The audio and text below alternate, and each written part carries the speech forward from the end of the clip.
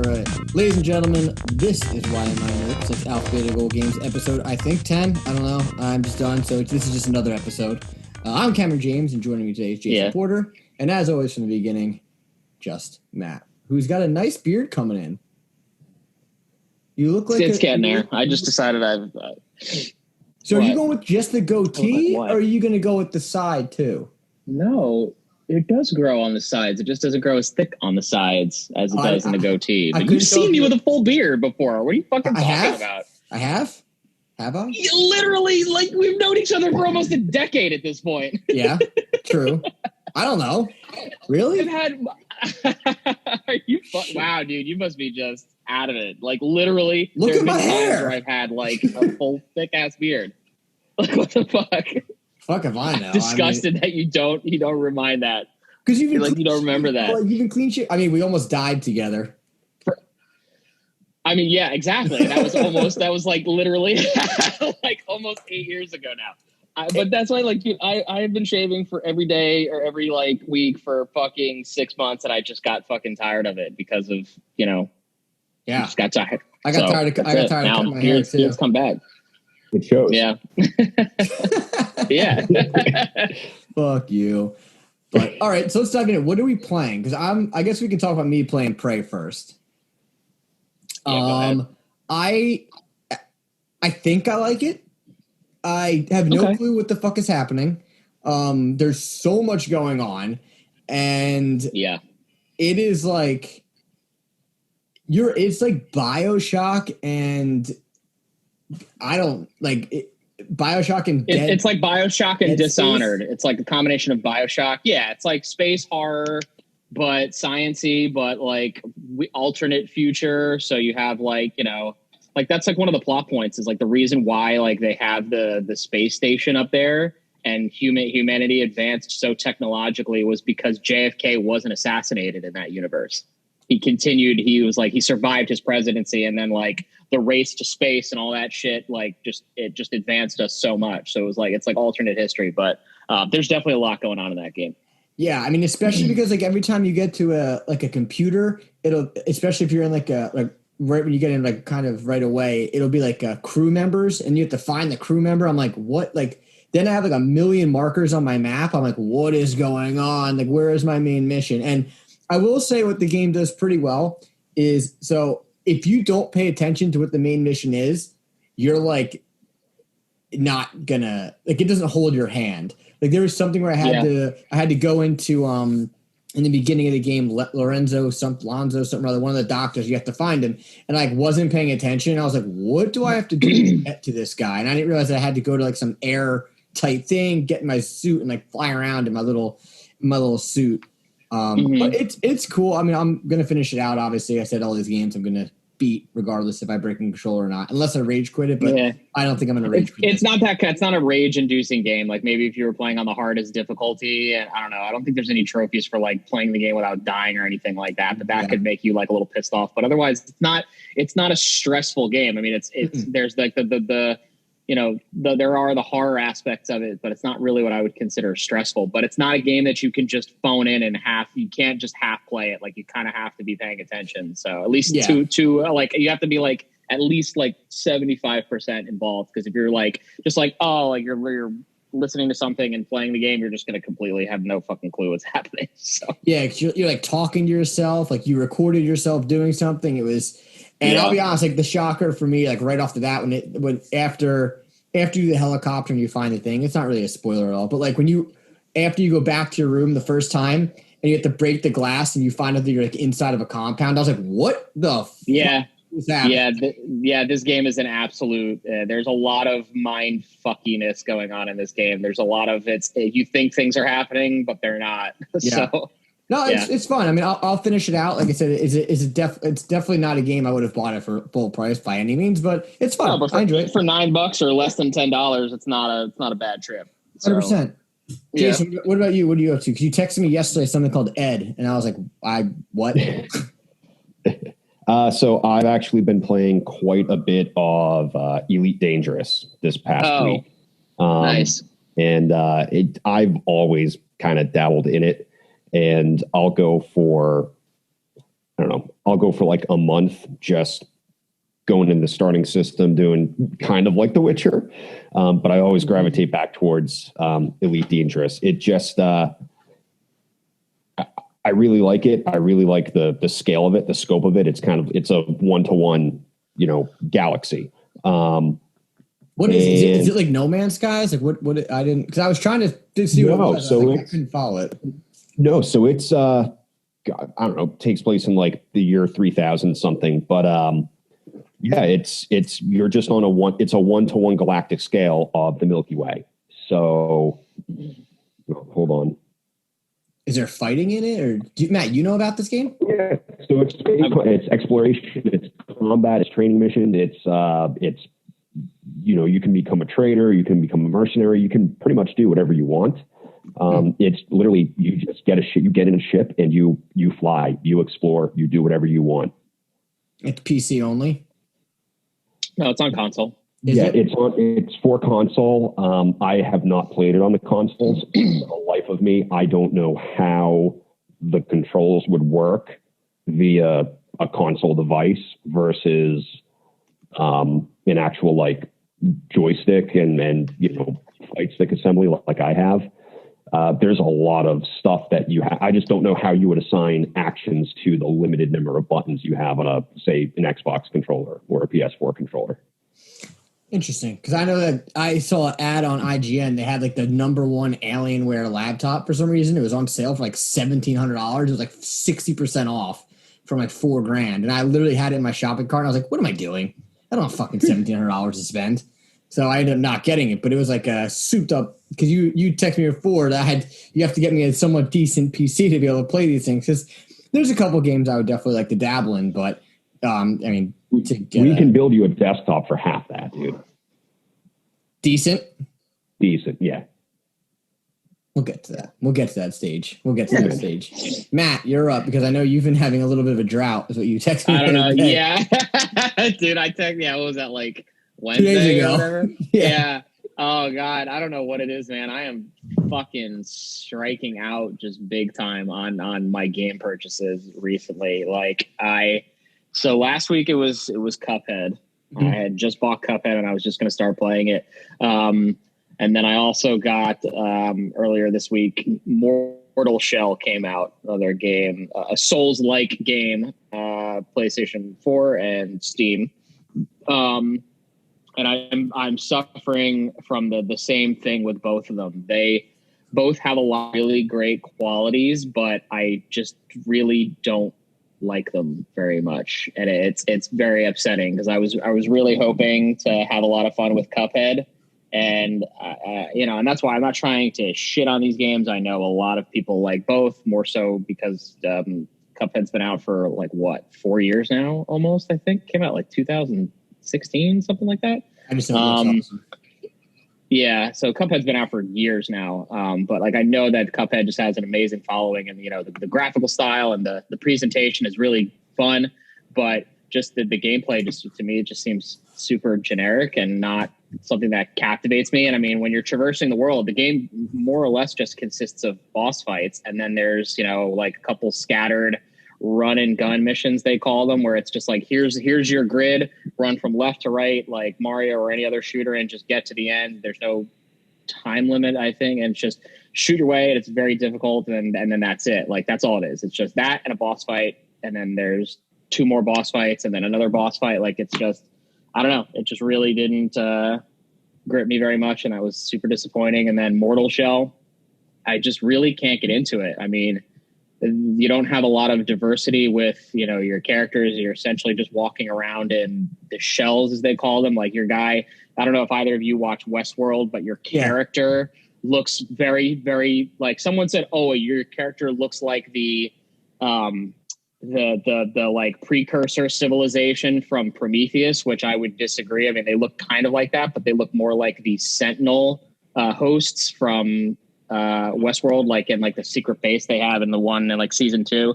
But you just inhabit these, you basically inhabit dead bodies, and they're called shells, and there's only 4 of them in the game, but they're all it's just different 4 different shells, all, you know, you basically, you get different weapons as you go through, but largely they're all the same. They're just very clunky and slow. And even like the thinner one physically just swings a little bit more, but has more stamina.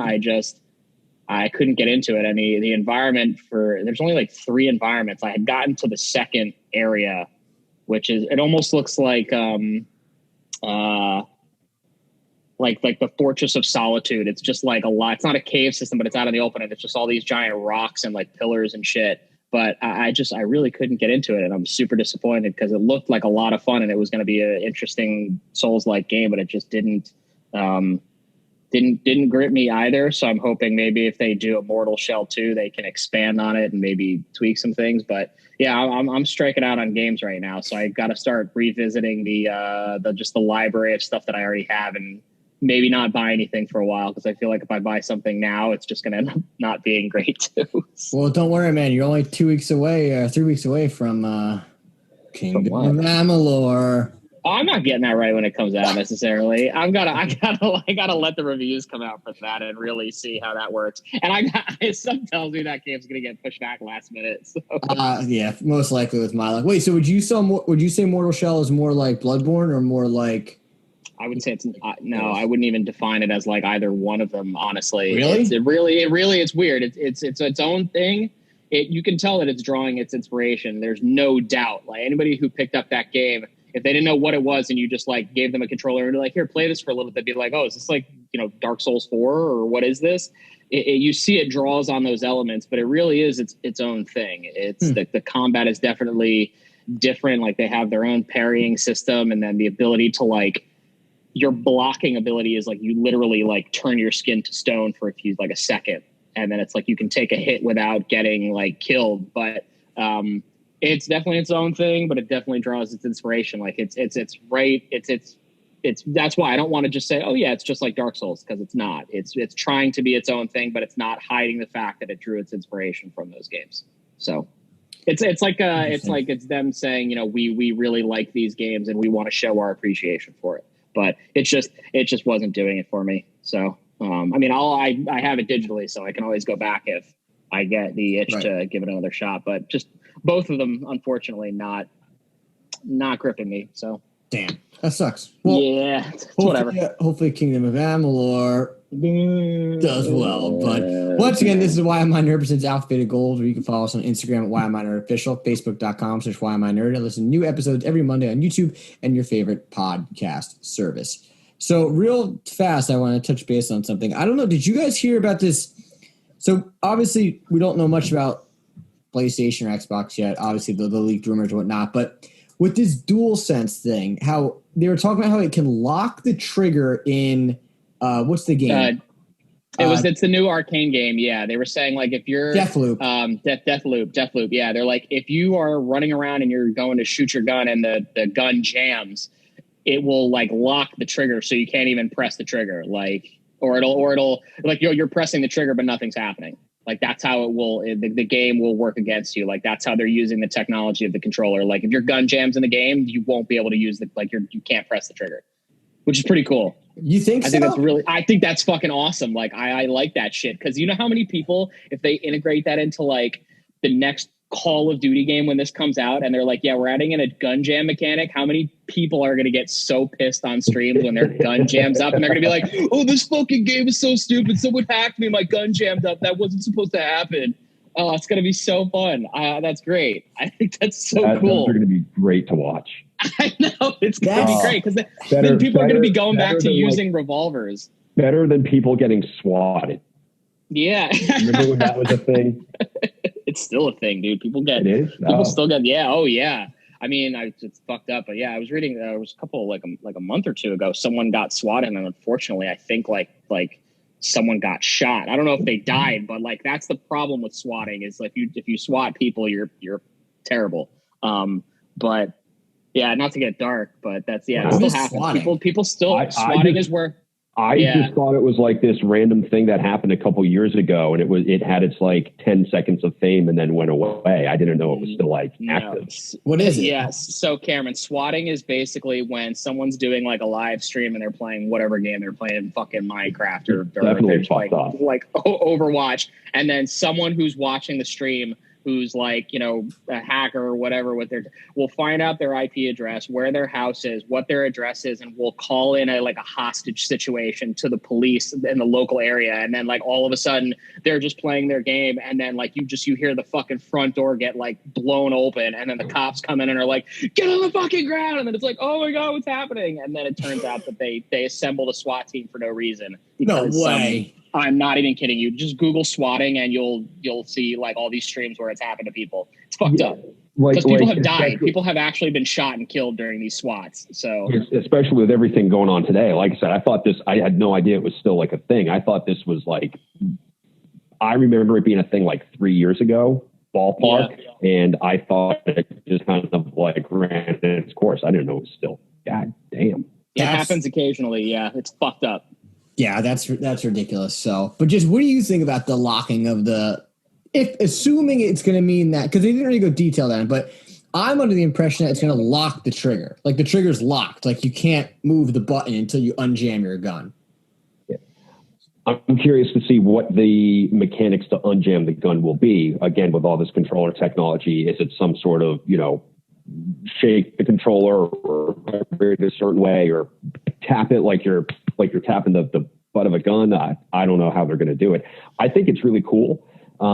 Honestly, I actually missed that. I think I saw the same release you're talking about, but for whatever reason, I just didn't read that part, or I completely glazed over that part. But the rest of the technology incorporated into this controller is pretty fucking sweet. And just how I think it came out on Tuesday or Wednesday, just showcasing like the sound effects and everything that the PS4, the PS5 can do, and how it's going to incorporate that into the controller as well. I think it was like a 3.5 minute video, but looked really cool. And I am very, very excited to see exactly what this controller can do once we have it. Do you guys think that games should give the player the option to turn that off?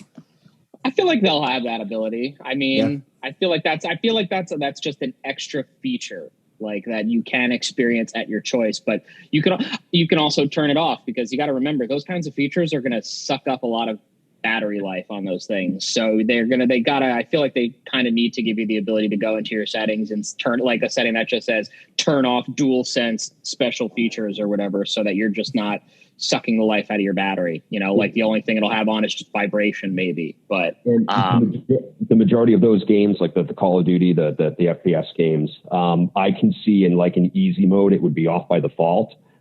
On the other hand, I can also see if you're going for like an ultra hard, New Game Plus, ultra hard, whatever it is, platinum trophy, I can see that option will be locked on without the option to take it off. Yeah, for sure. I could, like if you got to get, a certain amount of kills or whatever, not dying, just something that involves the game, just some sort of specific mechanic. Yeah, they would say, no, you have to, this cannot be disengaged. Otherwise the trophy's locked.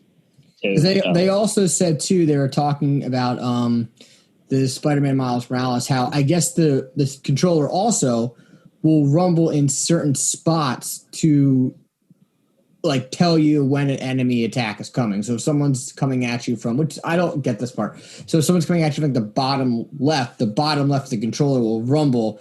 But Spider-Sense. That's exactly what it is. I mean, I get it. I think it's a cool idea. 100%. I agree with you guys. But I mean, imagine playing a game. And I mean, you don't think someone's like, if you're playing, you're really getting into it and the trigger locks, like you could probably, I will say more controllers could probably break if it actually locks. You know what I mean? Like it's not like deactivated. Like it's actually like you can't.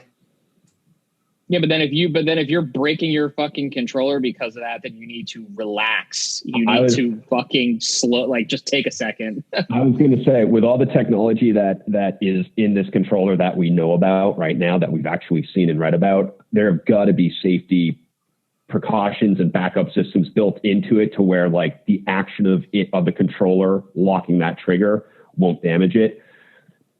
Controllers getting blasted apart from being whipped against the wall, on the other hand, I can absolutely see that happening. Yeah, and I feel like too buy extra controllers at release.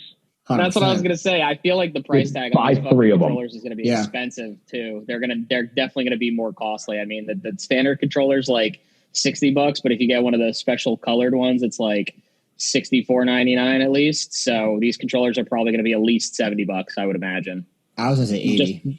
80. Well, it's fucking crazy. I think the Switch Pro controller is like $80.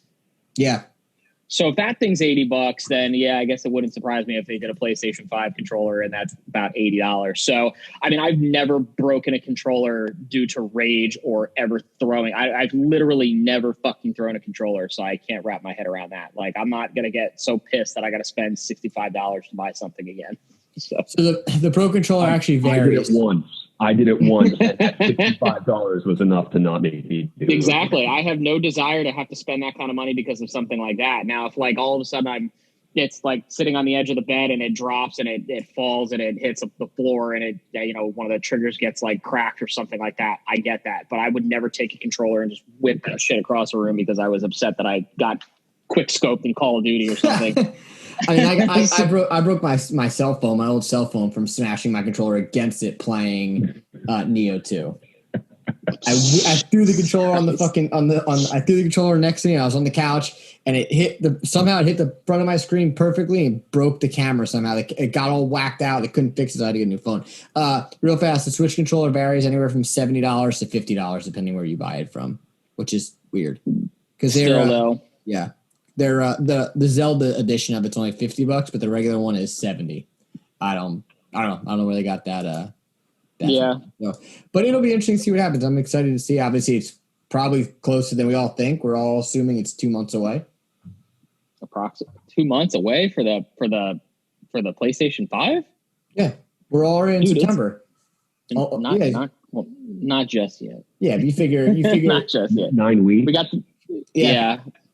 So approximately, we'll see. We will see. Another thing. So I sent you guys, or Matt and I briefly talked about it. Jason, I told you to watch the Gotham Knights trailer yesterday. Ugh. Yeah. I'm sorry. Okay, so I got a bone to pick with you real fast, DC. Bone to pick. Oh, I think you're with me. No, what the fuck? Like, you put. All right, Jason? Did you watch the Suicide Squad trailer? Wait, the game or the movie? Yeah, the game trailer.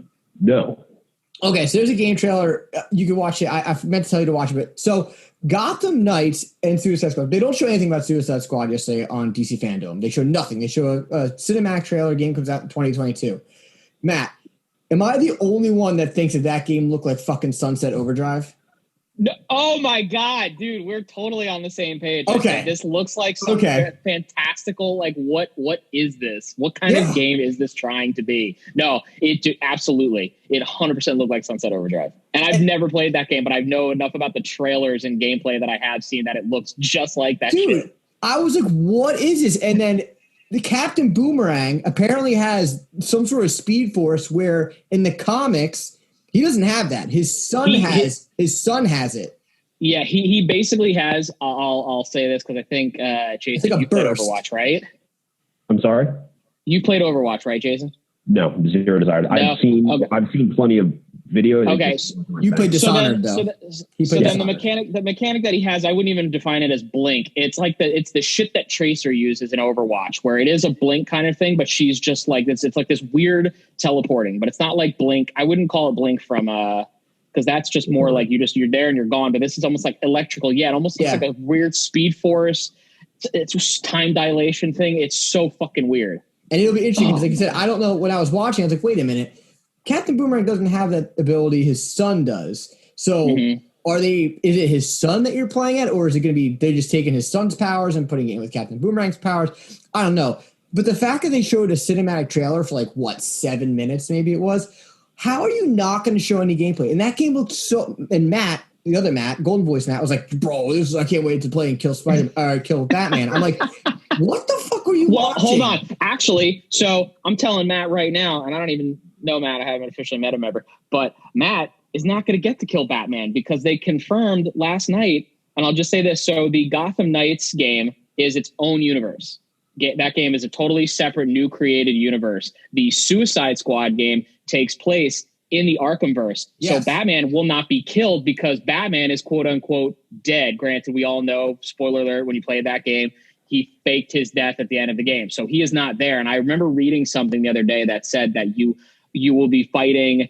There was another random ass member of the Justice League that they clued in. They were like, you'll have Superman, you'll have Wonder Woman, you'll have, I think they said it was Kyle Rayner for the Green Lantern. And then there was some other random hero. And I was like, who the fuck is that? Like, why is that a hero? And they said, you won't be going after Batman because Batman's dead or something like that. Like, he's just out of the picture, which makes sense because if this is the Arkhamverse, he faked his death. He's gone. So you won't get to kill Batman, unfortunately. So like the Arkhamverse, though. Arkham hold on. Your mic sounds a little low. Just saying. I don't know if you turn the levels down. Can you hear me now or no? Yes, but it's still pretty low. Technical difficulties. Am I still really low? Yeah, you're clear as day. Just low. Yeah, clear, but just very low. Hold on, let me do something. Do we want to take a break for a word from our sponsors?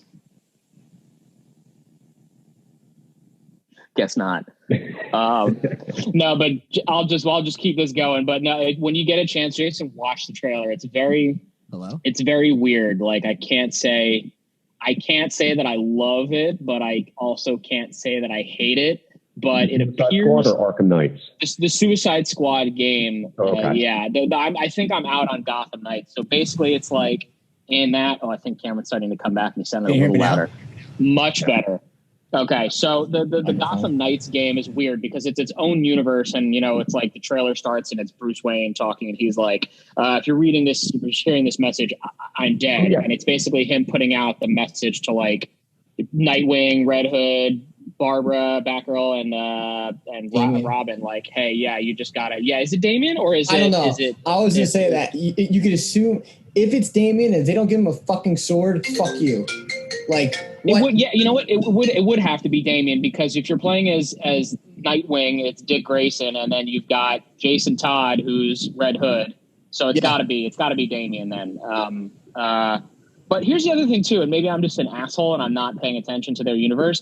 But when they show fucking Barbara, she's standing in her like back computer, but she's standing in her back computer, and in the foreground you see a wheelchair. So is she Oracle or not Oracle? Because I don't know how they develop a cure for a 36 caliber bullet to the spinal cord. I don't know how they figure that out. Unless it's not Barbara for some reason. I don't know. Yeah. Well, but it is Barbara because then there's a picture of her and Jim Gordon in there. And there's like, she has his badge. So it is Barbara.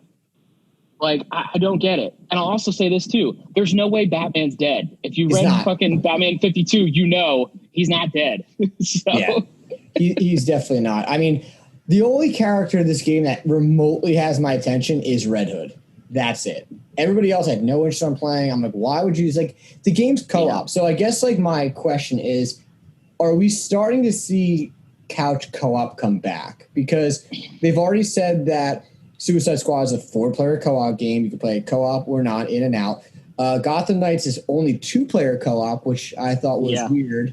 Obviously you have the Marvel Avengers game, which I don't think they've really said anything about it, but maybe it's going to be couch co-op as well. Do you guys see couch co-op coming back? 'Cause there was definitely a time frame where it was gone. I would say after 64, it kind of just didn't exist. I mean, you could say that, Halo did it and Borderlands did it, but it was pretty much non-existent. And do you see couch co-op coming back at all?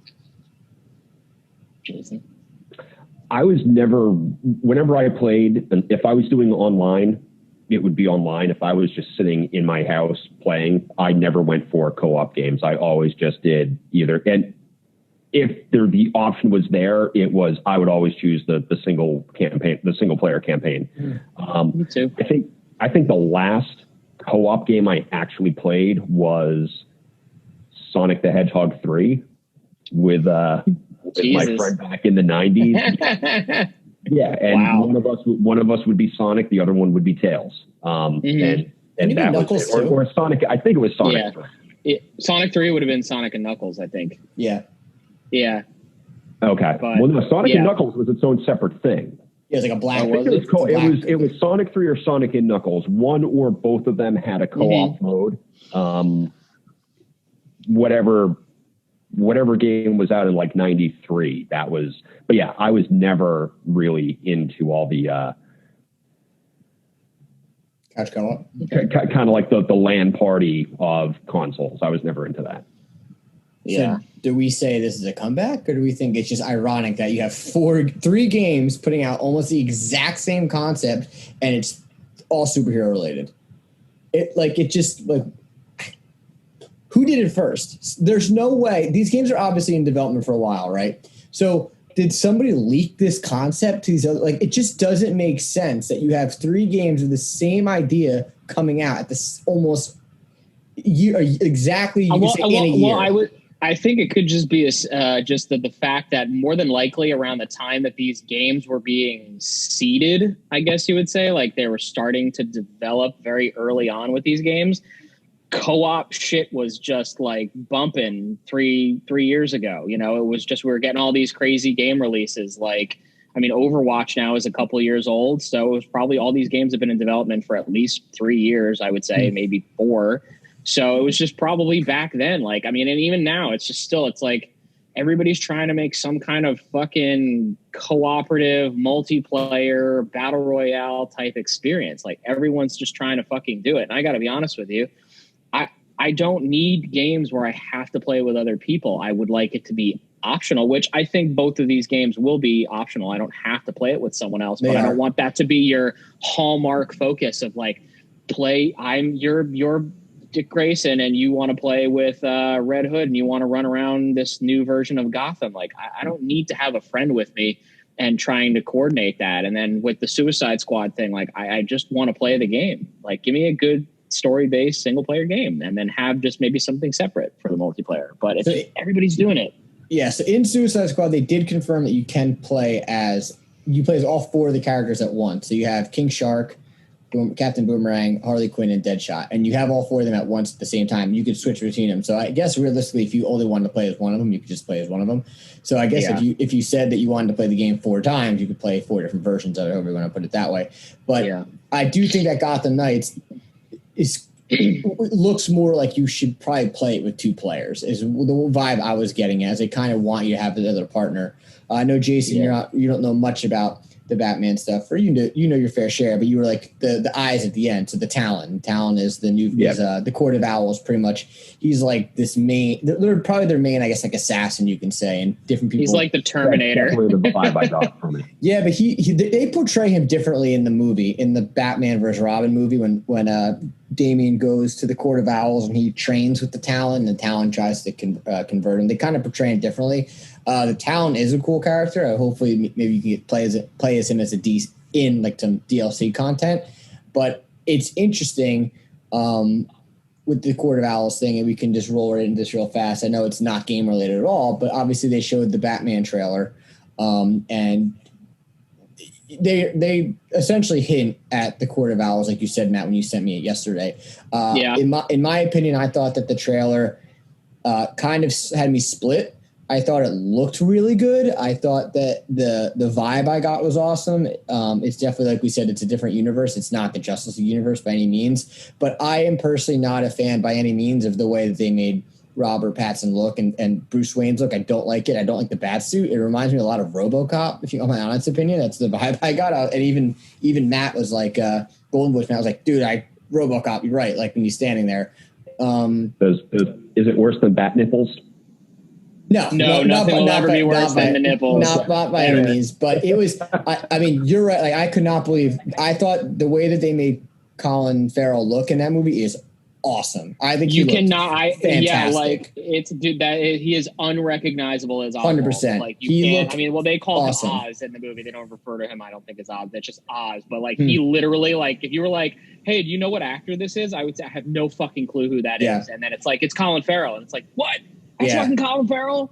They killed it. Prosthetics are crazy. Yeah, they did a really good job. And I think they said they only filmed like 25% of the movie or 30% of the movie so which far. Which is impressive because that looked like you would think that would be like Yeah. the trailer for a movie that was like, it's done and it's coming out in like 6 months kind of thing, but it's not.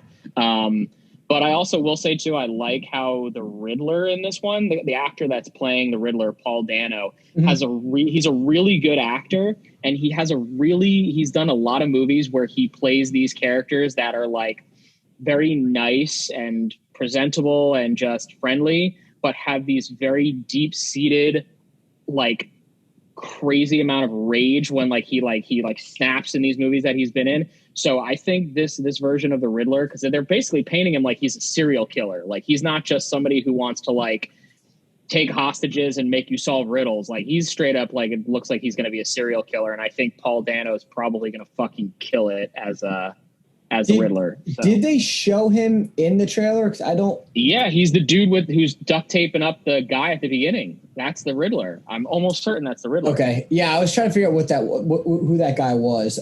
Again, I think the movie has the vibes that I want. I think it looks great. I think it's awesome.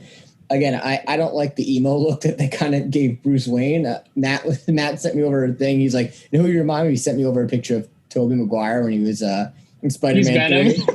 Yeah, when he's Spider-Man 3 and he has the long hair. And I was like, oh my God, like he totally does kind of look like that. I mean, he's unrefined. They said this is year 2 Batman, so he's still young. He's still a kid. He's still unrefined. He's not. And I'll say this, and I know you appreciate this too, Cameron. He's not the sanitized Batman that we've gotten in most movies, where he's this very prim and proper Bruce Wayne, and he's going out there and he's fighting crime as the golden superhero. It's like, no, this is the unsanitized, like vicious, rage-filled Batman. Like when he's punching that dude in the bro, that is a Daredevil season 1 like beatdown. Yep. Like there was someone who commented on Reddit who was like, I never thought I would see a more vicious beatdown than half the ones I saw in Daredevil. And that is that same level of just like, I'm not going to kill you, but I'm going to beat you into a coma. Like I'm going to beat you so fucking badly. And then like, just the reactions of everybody in that scene. Like the one kid is like crying because he knows he's about to get the shit kicked out. Yeah, the thing I thought was interesting about that scene was, one, I did think it was unique that I was like, don't tell me he's going to be like, I'm the Batman. He was like, I'm vengeance. I was like, okay, that's cool. That kid, I wasn't expecting that. The goons that he was fighting reminded me a lot of like the Joker goons kind of. And I was kind of like, all right, is he going to show up in this? I don't think so. If anything, they might hint it at the end. Maybe they're doing a fucking awesome job keeping it a wrap. It would be, like I said to you before, when I was texting you, I can see like this and Joaquin's Joker being in the same universe because they have that noir style, but I don't think that they would actually pull the trigger on that. My feeling with that, I know it's so funny. We're supposed to be doing a game podcast. I know, but it doesn't matter. It's totally cool. It's all. I mean, there wasn't really a whole lot of gaming news this week, anyways. But no, I think they said. I mean, in that universe, because that movie takes place in like the '80s. So by this point, because they were originally saying this might be like a period piece and take place in like the '90s, but it clearly takes place in modern-ish days because of like the cars, the cell phones, just the technology is too advanced. It wouldn't surprise me if in that universe, Joaquin Phoenix, that Joker is like the precursor Joker. And then someone really takes the role of the Joker. And then that is the Joker that we see in this, this universe. Because they haven't said officially, because this is Earth 2 for them. And they're the new like DC's like what they refer to it as is Earth 2. But I don't know, man. I mean, maybe that is there could easily be the clown prince of crime in this city at this point. We just don't know it yet. So. Yeah, because there is 3 Jokers. We're finding that obviously there's 3 Jokers in the comics, which is why the 3 Jokers comic comes out next week, which I'm super excited about. I will be buying that day one. I already have my reserve, all 3 issues. But anywho, I think it's gonna be cool. I think it's gonna be interesting to see. I think the biggest thing for me that's gonna be interesting is if this version of Batman in this universe that they're doing, the Earth 2, does better than the Justice League universe that they have. What happens? Like, because then you're going to see a major split because you're going to end up having like the Justice League universe, which is going to be this kind of like Marvel-y type of thing where it's like big blockbuster, budgeted popcorn, action flick. Then you're going to have like the Batman and the Joker. Did you see the Joker movie, Jason, or no? Yeah. So then okay, cool. So you know exactly what I'm talking about that. So like, you have that movie, which is definitely more noir. It's more detective-y. It's more slower pace. Like, That Joker movie is slow. It is not something you're going to take your kids to and be like, hey, let's go watch Joker. Like, it's dark. And it's, you leave that movie needing a drink. Like, yes, you finish it, and you're like, 100%. dude, I need to, like, go watch something cute and funny, like a cartoon after watching that movie. It's definitely fucked up. And so it will be cool to watch what happens. And I, look, I mean, with all due respect to the other universe that they have, I love the darker stuff. I like the darker. I think it's more traditional, the Batman nowadays, you know, when Dennis O'Neil kind of converted him to the more darker stuff. I think this fits that time frame better. And it'll be really interesting to see how they pull this off because, again, I knew they had to show a trailer yesterday, but I wasn't expecting an actual trailer. I thought it was some bullshit teaser where you're just to see Batman standing there and they're going to show the costume, and that was exactly. It. And then they just show the logo and Batman 2021, and then you're done. Yep. But the fact that they actually showed it, I was like, okay, I'm on board. So it was the best thing they showed yesterday next to the Wonder Woman. Like, I'm 100% for Wonder Woman. Like, I'm ready for, the new Wonder Woman movie. But like the Batman was the best part of the fandom yesterday. No question. So every YMI nerd member, I was buying tickets to opening night for that damn movie. So provided we all don't get, I'm not trying to get COVID, so we gotta hope there's no COVID. Oh yeah, if that movie by next year, come on, October of 2021. If we don't have indoor dining by 2021, I don't know. I'm gonna make this my full-time job. Screw everything else. All right, moving on. I want to talk about something that Matt brought up a couple weeks ago. Ghost of Tsushima. Last of Us. No, sorry, Last of Us is adding permadeath. What are you on about? Last of Us is adding permadeath. Yeah. Jason, what are your thoughts on permadeath in video games? It's not my thing. I understand people want the challenge. It's just not, and I don't even. I mean, Cameron, I know you hate this game, but I do really enjoy No Man's Sky. There's a permadeath mode in that. I have never once played it. I never will. It's not my thing in games. Partly because most games, I'm just not that fucking good to go through from start to finish and not just bite it at least once. For those hardcore players that like that, absolutely, it's like suicide. That is a skill that I do not have and probably never will have. And for all of those that love it and crave it and can do it, bravo.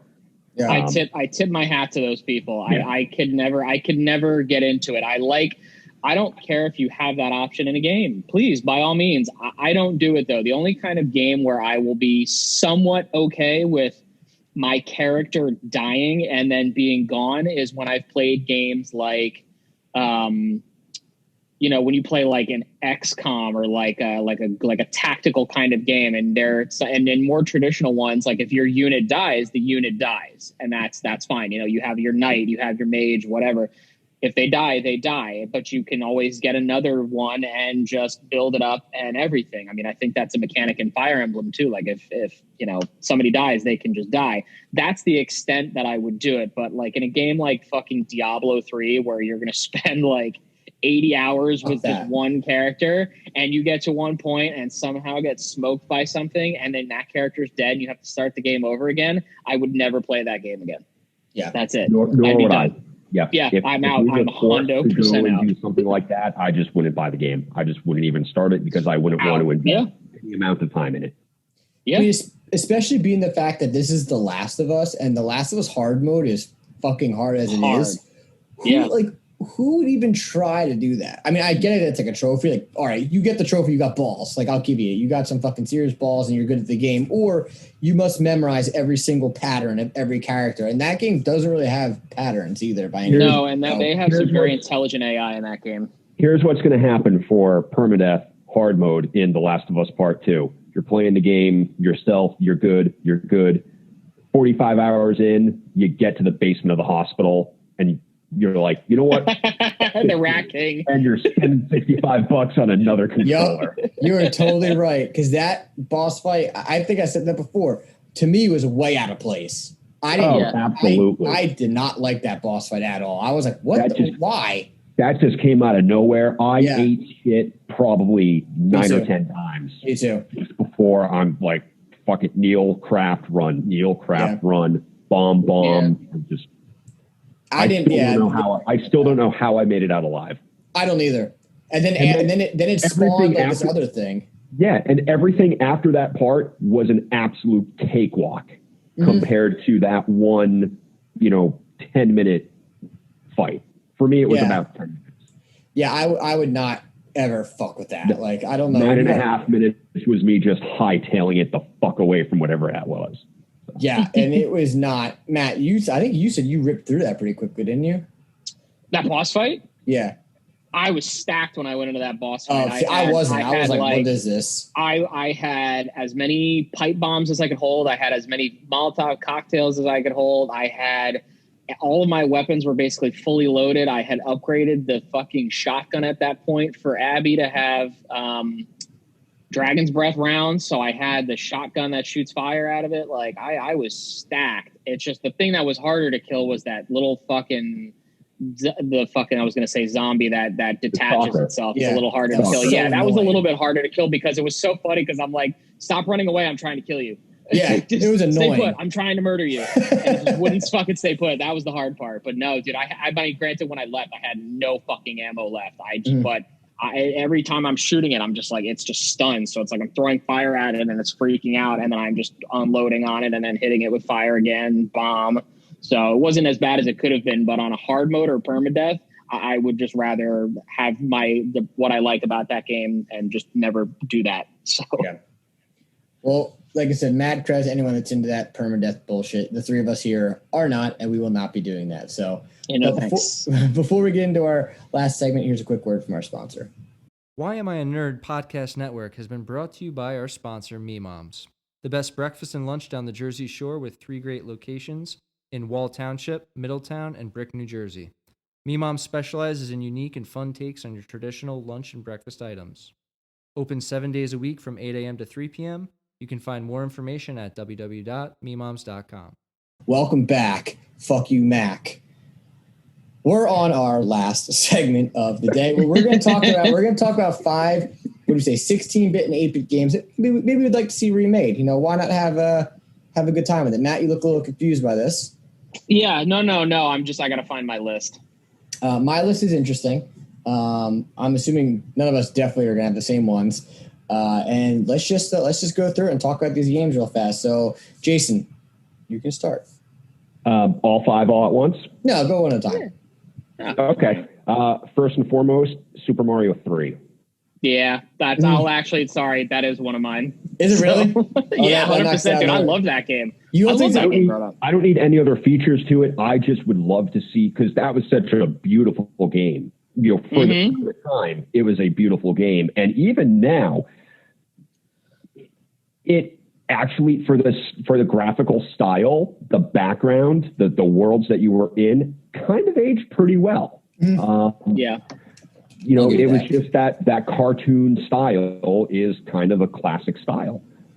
That being said, I would love to see what 2020 or 2021 graphics could do to that game. I don't need any other features. I don't need a massive trophy list. I just need that exact game redone in high def.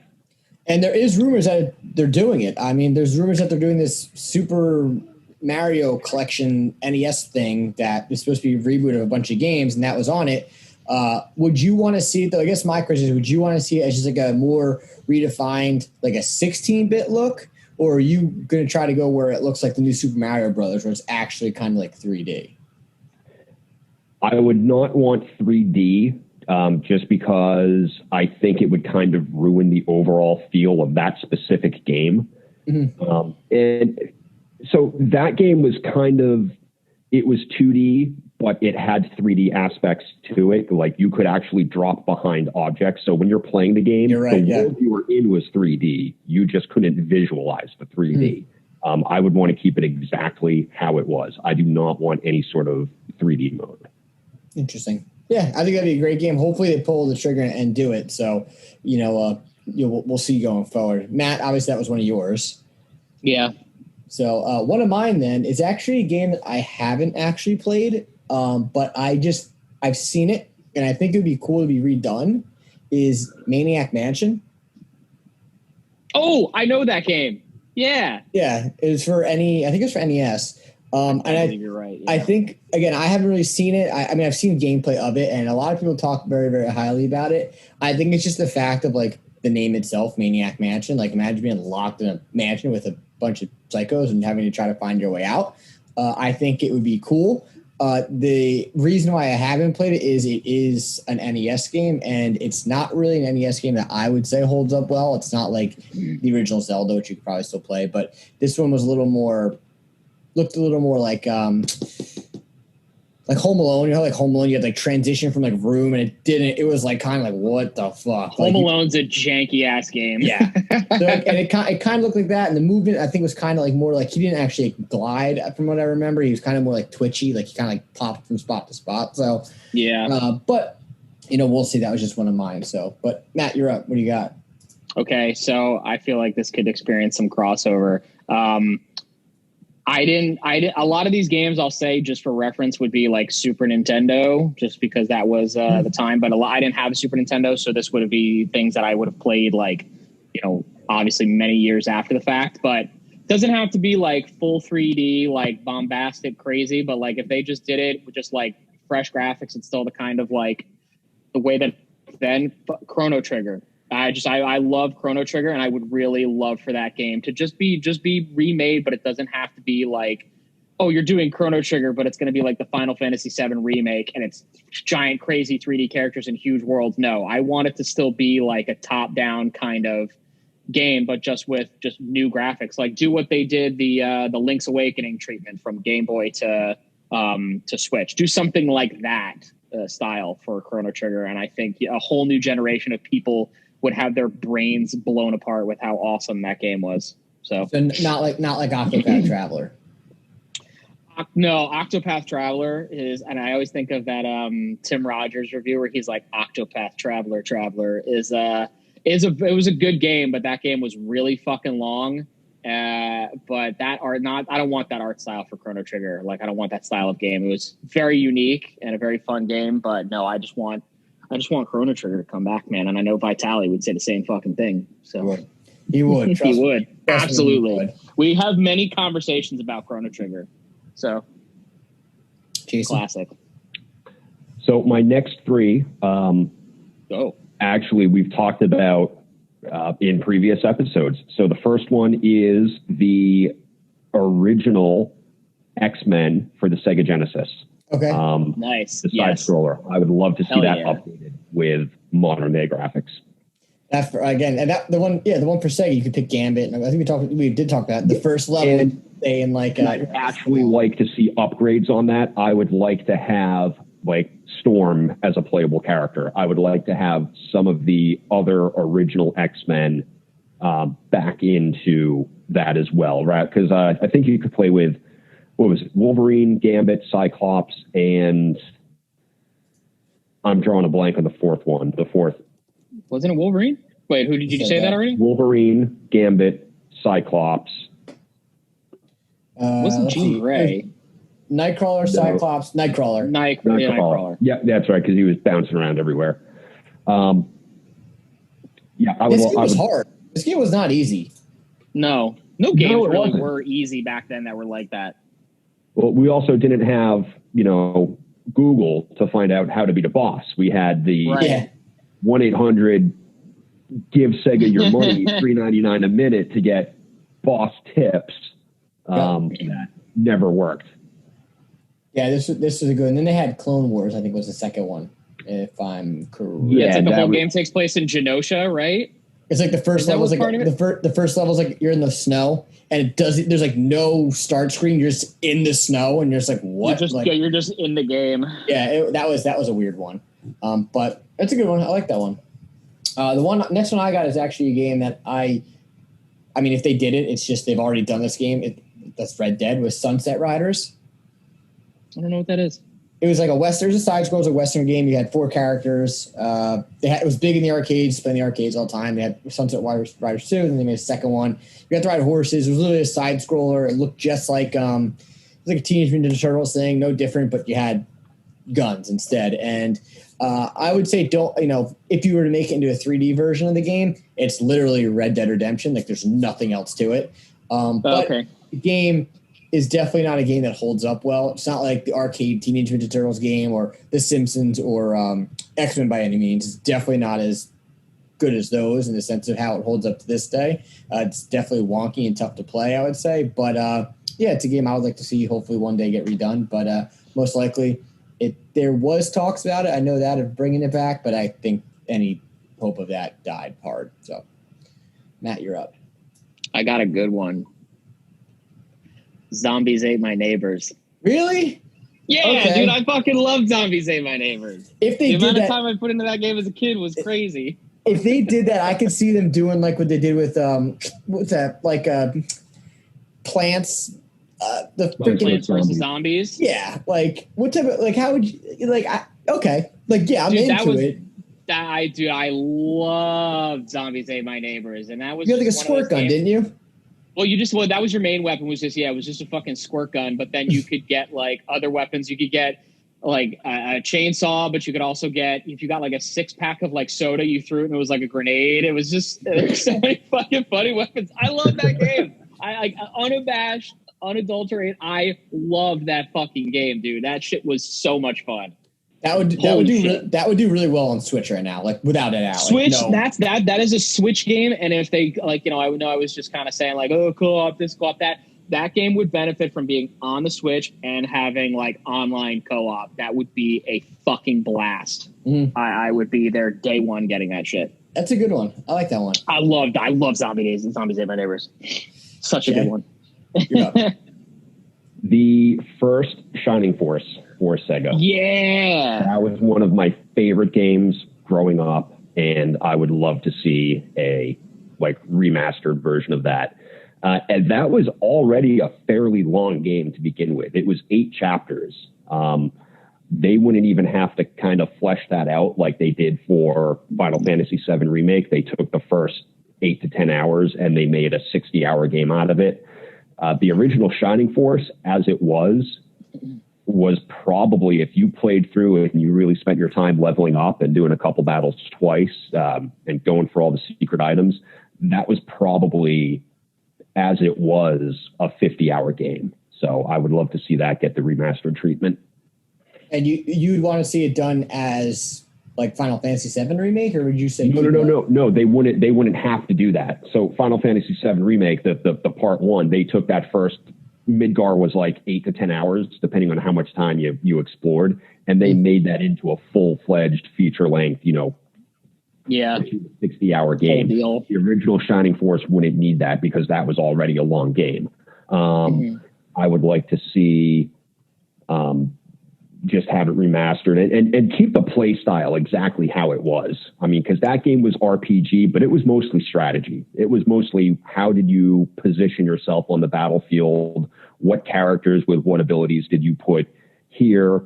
Do you make the first move? Do you let them attack first? And so keep the gameplay exactly as it was. Just give it that remastered treatment. Yeah, it looks good. I mean, it looks good just in general. Like looking at the screenshots of the game again, I've never played it, but even like it looks like something that would hold up today. Doesn't really look like it aged too badly at all, especially with the fact that 16-bit games are kind of coming back now anyway a little bit. That game could probably come out as an indie game today, and people would be none the wiser. Mm-hmm. I would 120% agree with you on that. All right. So I have one that I think would be pretty interesting. Would be Golden Axe. Yeah, I think there was just they re-released that recently though. It was bad. But not a remake, but like a re-release. Yeah, they did not because they came out the one. There's a Golden Axe for like 360, I think, came out, and it was like a 3D night. It was like called Golden Axe Dragon Rider or some shit like that, and it was like fucking whack. But I mean. I thought what made that game cool was I guess like if they were to do that, they would have to go like the Dragon Age Inquisition route. Like if they were to go in a full blown 3D, because you had the three or four characters you got to play as, And I never really, I can't picture that game being anything less than a party game. When you have 4 players in your party and you're doing your thing, it doesn't really make sense to me to have it be like one character. And that's what they tried to do with the remake of it, or whatever they want to call it, was in the last gen, and it was just not good by any means. I remember being excited for that and played it, and I was like, fuck this. And there's arguments of which Golden Axe is the best Golden Axe. And I always still say the first one is the best. I was always partial to the first one as well. Yeah, I know a lot of people say the third one or the second one is really, really good. They kind of all blended together to me. They were all Golden Axe. They had like the same scenery, but I played the second. I have not played the third, but of the two that I played, the first one was definitely the one I liked. Yeah, 100%. So that's my pick, what I would like to see. But Matt? I definitely referenced it on our low-key favorites one, or the just one of the games, I guess, but the series, Mystical Ninja. I would love to see that make a comeback, just in a big way. Doesn't even, I don't even know what style of game it would look like now, what level they'd go to, but those games were on like Nintendo, they were on Super Nintendo, they were on Game Boy, and then they just, I guess people forgot about it, and I don't want the world to forget about it. I would love to see those games come back. I don't care what platform it comes to. I just would love to see those games be remastered. I think they were a lot of fucking fun.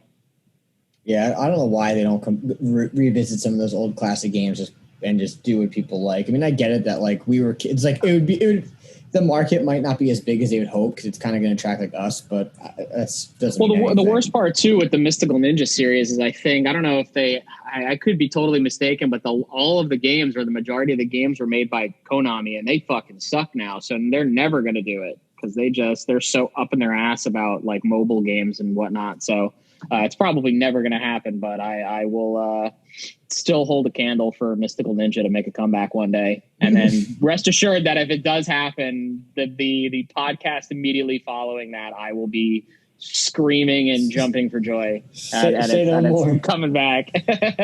We'll be here. Jason? Yeah. I am going to go with another Sega Genesis game that I loved playing when I was younger. Echo the Dolphin. Oh, come on. Yeah. Get the fuck out of here. No, he's right. Yes. No. We talked about this the one time. That was such a and for the graphics, that was such a beautiful game for the time. I can only imagine what the technology today could make that game look like. It would be like Subnautica. It would be like Subnautica, but it'd be fucking more terrifying. It'd be like Subnautica, but it'd be terrifying because there'd be aliens and shit in it. That game was weird. That game was weird as fuck. I want to play that game, Subnautica. I do want to play it. But they'll be like, I'll buy that for you next. That'll be your next game. Okay. It would be like fucking Maneater, if anything. Come on, you're gonna tell me Echo the Dolphin would not replicate Maneater? What do you mean, first person? You can no. First person? You can't pick that. I don't know what to do a first person dolphin game. My point. Yeah, but that's just it. It'd be third person. Yes, maybe it would look like out of Maneater. Here. It would look like Maneater. It wouldn't look like. That's fine. Why is that a bad thing? Maneater was fun. You were talking about Subnautica. Yeah, but Subnautica. It's first person. But that's just it. Then you could do third person for that. But I'm saying, like, in the terms of Subnautica, that game is fucking terrifying with the amount of crazy sea creatures you see in that shit. It is genuinely horrifying.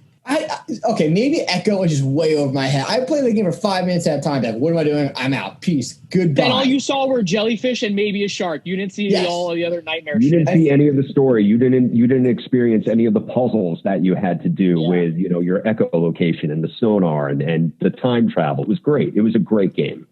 You didn't see the rest of that game. Yeah, you missed out on so much. Those games were had so much more depth than you give them credit for, Cameron. Fine. You know what game I don't want to be remade? You know what game I don't want to be remade? Kingdom of Amalur? Kingdom of Fuck that game. It's terrible. I only got through the first 8 minutes that I actually never played. Shit. Oh, God. All right. Fuck those games. How about my next one is going to be Earthworm Jim. They did do that. No, they did not do that. They did not give that game justice. That shit was crap. Fuck that. That was so stupid. And even the second Earthworm Jim, I'll go on the record and say the second Earthworm Jim wasn't even that good. The first Earthworm Jim is the only one that you need to fucking play. Holy fuck. Because, first of all, Earthworm Jim in 3D right now would be beyond, like, trippy. Like, you'd have to smoke some weed, eat some edibles, and maybe have a fucking Molly, and then play yourself as a character that takes his head off and whips you with it with a fucking whip. Because it's a fucking worm in, like, a mech suit, essentially, that somehow can decapitate itself and whip you with it. But I would like to see it. It was a very bizarre concept. Yeah, very bizarre concept. But I do have fond memories of Earthworm Jim. Yeah, and you just, like, swing back and forth with your fucking head. Yeah. But yeah, fuck the remake you were talking about. Sorry. So, Matt, what you got? I think it's your last one, right? I think this will be my last one. They were. I think they were mostly. They were NES, but I largely played them on Game Boy. They were. I think the technical name for the series was Demon's Crest. Yes. The Gargoyle games with where you play as his name's Firebrand and he's a gargoyle, and those games were so much fun. From Capcom, right? Yes, and you if you want to do like a fucking screen share, if you got something up, go ahead. But yeah, Demon's Crest. But I think in the States they largely refer to it as gargoyles or something, just being as generic as possible. But no, those games were fun. They had RPG elements. It's like you gained new powers, and it was just fun. It was made on the same engine, and it was because Firebrand is an enemy in Ghosts and Goblins, if I'm not mistaken, or Ghouls and Ghosts, whatever you want to call it. And then they like gave him his own game. But yes, it's unmistakable. But I really fucking love those games. They were really bizarre and had like Lovecraftian style bosses, the just craziest things, and they were just a lot of fun. And I definitely, my cousin had the one that was on the NES, which was like the second or third one, and then I played a couple of them on my Game Boy. But yeah, those would be great for some kind of remake. Just giving me a good. Now I got to look up if there already is some kind of remake, because then I'm going to feel stupid. But I don't love think so. Demon's Crest. Yeah, it came out in '94 by Capcom. It was actually, they're talking about the SNES games, and I have it up right now, and that's what it was. I haven't set my settings on Zoom yet, so I can't share the thing. But no worries. I agree on that. Jason, what do you got for your last one? So my last one actually already came true. 123 days ago, Final Fantasy VII.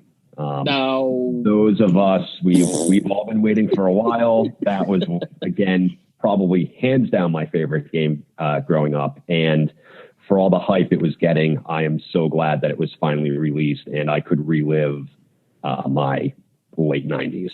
But you can't relive it because they didn't finish it. They didn't give you the whole game. You can only relive a third of it. Next year, I can relive my late 90s again. So. Another third. Assuming, what was that game? 3 discs? 2 discs? It was 3 discs. I was 4. It was it was 3. Okay. I was reading something maybe like 2 weeks ago about if they were going to split it, because I know this was talked about a couple of weeks ago with us. Are they going to release it in 3 parts or 4 parts, whatever? I was reading an article and they were discussing just like the financial impact of creating a game in 3 parts versus putting it into 2 parts. And they referenced Final Fantasy 13 and how much extra money it cost to actually have that game in 3 parts versus just like a 2. But I mean, those were 3 full games that were released. They were released as a trilogy of games.